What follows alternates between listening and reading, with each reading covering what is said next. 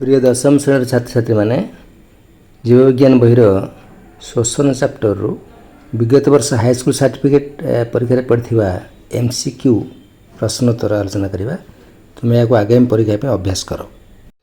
1 number कोषर केउं स्थान रे sciatic अम्लचक्र प्रक्रिया संघटित होता है। Option B mitochondria. 2 डैश को जीवकोषर शक्ति मुद्रा कहा जाए। Option C ATP। 3 शोषण प्रक्रिया द्वारा ऑप्शन डी अंगारकाम्ल और जल निर्गत हुए। 4 वायु अपजीवी श्वसन शेष उत्पादटी होची लैक्टिक एसिड। 5 वायु उपजीवी श्वसन केतोटी एटीपण उत्पन्न हुए। Option A 38। 6 क्यों प्राणी विषण प्रक्रिया जल द्रवीभूत अम्लजान ग्रहण कर श्वासक्रिया संपादन करता है। Option D छिद्राल। 7 निम्नमानर पत्रविहीन उद्भिद किपरि परिवेश अम्लजान ग्रहण करे। ऑप्शन सी विसरण। 8 प्रश्वास समय केउं अवस्था देखा जाए नाही। Option A अंतःपिंजरा मांसपेशीर शिथिलन। 9 पेशीकोश कौन या जो बाकुला होता है। ऑप्शन डी लैक्टिक अम्ल। 10 केउंटी बक्षघर को आबद्ध करिबार सहायता करू नाही। Option B tonsil. 11 गोटे एटीपणु भांगी एडीपीओ पीआई परिणत हेले केते किलोजूल शक्ति निर्गत होता है।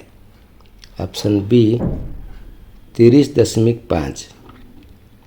12 केउंटी तिमिरे श्वसन अंग अटे। डी फुसफुस। 13 लैक्टिक अम्ल केतोटी अंगारक थाए। Option B 3। 14 क्यों सब अंग द्वारा बेंगर शोषण होता है। ऑप्शन सी चर्म मुखगह्वर और फुसफुस। 15 क्योंटी मनुष्य श्वसन तंत्र अंग नुहे। Option B gullet.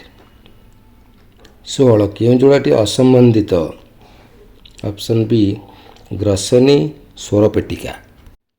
17 अम्लजान उपस्थित कोशीय शोषण पर क्यों पर्यायटी आवश्यकता न थाए। Option A सुरासार Kiran. 18 माइटोकॉन्ड्रिया क्यों अंश साइटिक अम्लचक्र चालू रही है। Option B matrix. 19 बेंग फुला केउंटी द्वारा श्वासक्रिया करता है। ऑप्शन बी गाली। 20 श्वासनल द्वार को कौन कहा जाए। ग्लटिस। Option C. 21 शीत सुप्ति बेले बेंग क्या द्वारा श्वासक्रिया करता है। ऑप्शन सी चर्म। 22 कईच कुम्भीर और तिमी प्रभृति प्राणी क्यों अंग द्वारा श्वासक्रिया करती। Option D फुसफुस। 23 अम्लजान अनुपस्थित पेशीकोश शोषण उत्पाद कौन। ऑप्शन सी लैक्टिक अम्ल। 24 क्या द्वारा असरपा श्वासक्रिया संपादन करे। ऑप्शन ए श्वासरंध्र। 25 बेंगर लार्भा क्यों अंग द्वारा श्वासक्रिया करे। ऑप्शन ए गाली। 26 क्योंटी बादुड़ीर श्वसन अंग अटे। Option A फुसफुस। 27 वायु अपजीवी श्वसन ईस्ट कोषर शेष उत्पाद कौन। ऑप्शन डी उपरोक्त समस्त। 28 अम्लजान अभाव पेशीकोषर शेष उत्पाद कौन। ऑप्शन सी उभय ए और बी अर्थात लैक्टिक अम्ल और शक्ति। 29 वायु उपजीवी श्वसन शेष उत्पाद कौन। ऑप्शन डी उपरोक्त समस्त अंगारकाम्ल जल शक्ति। 30 ग्लोमेरुलस और बायोमैन कैप्सूल मिसी कौन गठन करती। ऑप्शन सी ऑप्शन ए माल्पिजियन पिंड। 31 कोष जीवक ग्लूकोज अणु विघटित हो शोषण प्रक्रिया प्रथम केउंटी सृष्टि हुए। Option B pyruvate. 32 कईंचर शोषण अंगर नाम कौन। Option C फुसफुस। 33 श्वासतंत्र केउं अंश स्वरपेटिका थाए। Option B श्वासनली। 34 असरपार शरीर भीतर को केउं बाट दे अम्लजान प्रवेश करे। Option C श्वासरंध्र। 35 କେଉଁ ଜୀବ ଶୀତ ସୁପ୍ତି ସମୟରେ ଚର୍ମ ଦ୍ୱାରା ଶ୍ୱାସକ୍ରିୟା ସମ୍ପାଦନ କରେ? ଅପସନ୍ ବି ବେଙ୍ଗ। 36 ସ୍ୱର ପେଟିକାରେ ରହିଥିବା କେଉଁଟିର କମ୍ପନ ଦ୍ୱାରା ଧ୍ୱନି ସୃଷ୍ଟି ହୁଏ? Option B ସ୍ୱରତନ୍ତ୍ରୀ।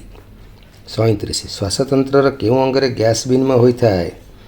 Option D କୋଟରିକା। 38 କେଉଁ ପ୍ରକ୍ରିୟାରେ ଅଙ୍ଗାରକାମ୍ଳ ସୃଷ୍ଟି ହୋଇଥାଏ? ଅପସନ୍ ଏ ସୁରାସାର କିରଣ।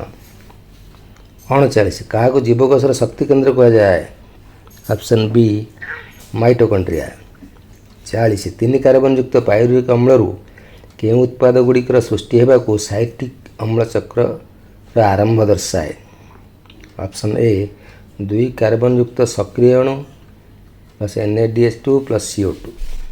41 ଗେଣ୍ଡାର ଶ୍ୱସନ ଅଙ୍ଗ ସୂଚାଅ? ଅପସନ୍ ବି ଗାଲି।